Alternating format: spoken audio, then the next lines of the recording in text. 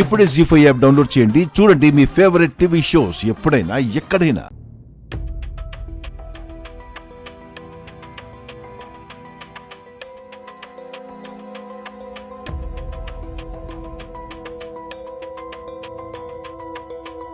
Doctor, మా అక్కకి ఎలా ఉంది? మీకు good news. Patient out of danger. తన ప్రాణానికి ఇక ఏ ప్రమాదం లేదు.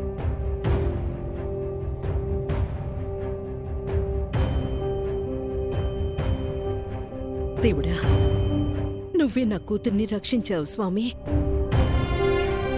డాక్టర్, మధుని మేము చూడొచ్చా? పేషెంట్కి మీరేమవుతారు? తను మా అక్క డాక్టర్. వీళ్ళు మా అమ్మ నాన్న. పేషెంట్ పూర్తిగా కాన్షియస్లోకి రాలేదు. ఇక్కడ రామ్ అంటే ఎవరు? నేనే డాక్టర్. పేషెంట్ కొద్దిగా స్పృహలోకి వచ్చింది. రామ్ అంటూ మిమ్మల్ని కలవరిస్తోంది.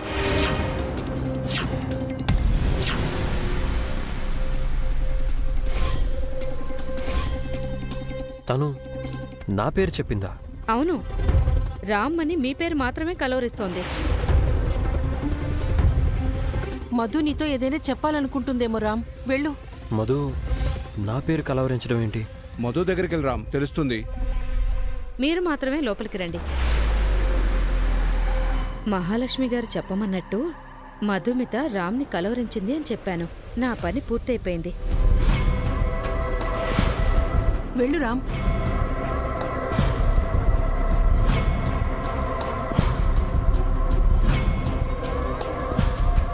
ఇప్పటికైనా అర్థమయ్యిందా? మధుకి మీకంటే రామే ఇష్టమని. వీళ్ళు ఏం చేశారని? మధు వీళ్ళని ఇష్టపడ్డానికి మళ్ళీ మధుని కష్టపెట్టడం తప్ప వీళ్ళు చేసేదేం లేదు. సీత కూడా అంతే. మధుని టార్చర్ చేసింది. అందుకే మధు కళ్ళు తెరవగానే రామ్నే పిలిచింది.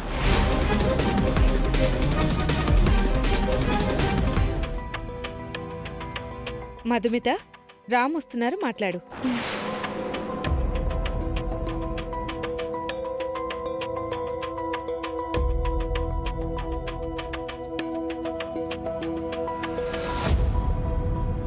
ఇప్పుడు ఎలా ఉంది మధుమిత? నన్ను ఎందుకు బతికించారండి? మీరెందుకు ఇలాంటి పని చేశారు? నాకు బ్రతకాలని లేదు రామ్ గారు. మీరు మా పిన్ని సంరక్షణలో ఉన్నారు. మీకు అన్ని రకాలుగా సాయం చేస్తానని పిన్ని మాటిచ్చారు కదా. పిన్ని లేని టైంలో ఇలా ఎందుకు చేశారు? మీ పిన్ని గారు వచ్చారా? లేదు, పిన్ని డాడీ ముంబైలో ఉన్నారు. మీరిలా చేశారని తెలిసి చాలా ఫీల్ అయ్యారు. ఎంత ఖర్చైనా పర్లేదు, మిమ్మల్ని బ్రతికించమన్నారు. కాసేపట్లో బయలుదేరతారు. డాక్టర్ చెప్పారు, మీరు స్పృహలోకి రాగానే నా పేరు పిలిచారంట. నాతో ఏమైనా చెప్పాలనుకుంటున్నారా? నేను మీ పేరు. అప్పటికి మీరింకా స్పృహలోకి రాలేదు మధుమిత గారు. రామ్ అని కలవరించారు. అందుకే రామ్ గారిని మాత్రమే లోపలికి పిలిచాను.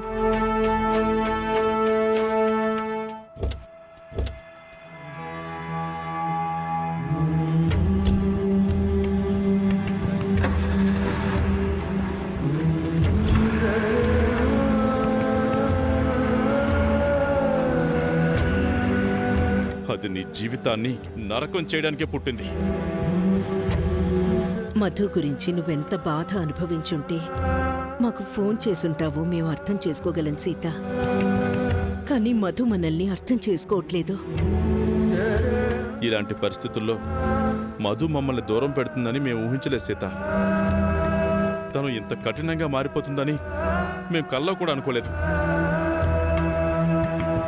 మధు లాంటి పిల్లలుంటే మా కథ తెలిసిన తల్లిదండ్రులు పిల్లల్ని గుడ్డిగా నమ్మి ప్రేమించడానికి కూడా భయపడతారు. మీ అక్క అలా ప్రవర్తిస్తోంది. అక్కని తప్పు పట్టకండి నాన్న. తను ఆ పరిస్థితుల్లో ఏం మాట్లాడుతుందో తనకే తెలియట్లేదు. ఏ పరిస్థితుల్లో కూడా ఒక ఆడపిల్ల తన కన్నవాళ్లతో ఇంత దారుణంగా ప్రవర్తించదు సీత. మధుకి మాకంటే ఆ మహాలక్ష్మి ఎక్కువైపోయింది. నా ఉద్యోగంలో ఎంతో మంది కరుడు కట్టిన నేరస్తుల్ని చూశాను. వాళ్ళు కూడా తమ తల్లిదండ్రులతో ఇంత కఠినంగా ప్రవర్తించలేదు.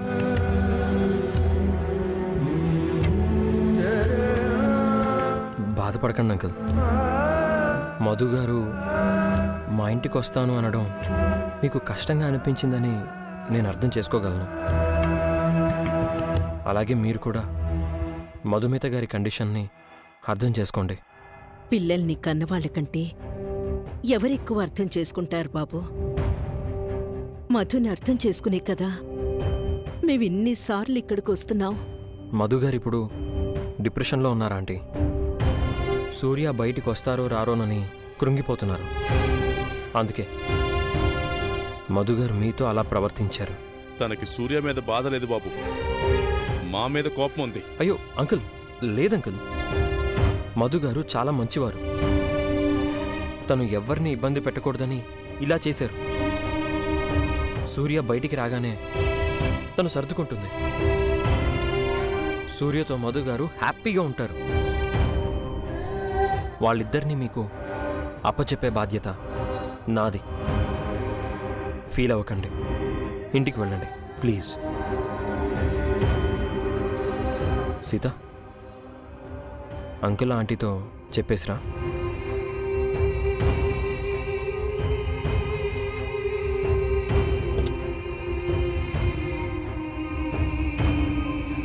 అల్లుడు గారు చెప్పింది అంత సులభంగా జరుగుతుందా సీత? అక్క మళ్ళీ మన ఇంటికి వస్తుందా? నేను అక్కతోనే ఉంటాను కాబట్టి మీ విలువ అక్కకి తెలిసేటట్టు చేసి మన ఇంటికి పంపిస్తానమ్మా. నువ్వు నీ జీవితం గురించి పోరాడతావా లేక మా గురించి పోరాడతావా సీత? నీ జీవితం అంతా ఈ కష్టాలతోనే కరిగిపోయేలా ఉంది. ఏం కాదు నాన్న, సూర్య బావ బయటికి వచ్చే వరకే ఈ సమస్యలన్నీ. బావ విడుదలైతే అక్క ఇక్కడి నుంచి వెళ్ళిపోతుంది. అదంత ఈజీ కాదు సీత. నేను మొన్న జైలుకెళ్ళి సూర్యను కలిశాను. తను మన మీద మధు మీద చాలా నెగిటివ్గా మాట్లాడుతున్నాడు. సూర్యబావ మధుని ప్రేమించి పెళ్లి చేసుకున్నాడు నాన్న. అంత త్వరగా అపార్థం ఎలా చేసుకుంటాడు? వీలు చూసుకుని మామతో వెళ్ళి బావతో నేను మాట్లాడతాను. మీరు బయలుదేరండి నాన్న. నిన్ను కష్టాల్లో వదిలేసి ఎలా వెళ్ళమంటావమ్మా? నువ్వెలా నెక్కుకొస్తావో ఏమో. మాకు మధు గురించి ఒక బాధ అయితే నీ గురించి ఇంకో బాధ. నాకే బాధలు లేవమ్మా. అక్క జీవితం సరైపోతే నేను సంతోషంగా ఉంటాను. మీరు వెళ్ళండి నాన్న.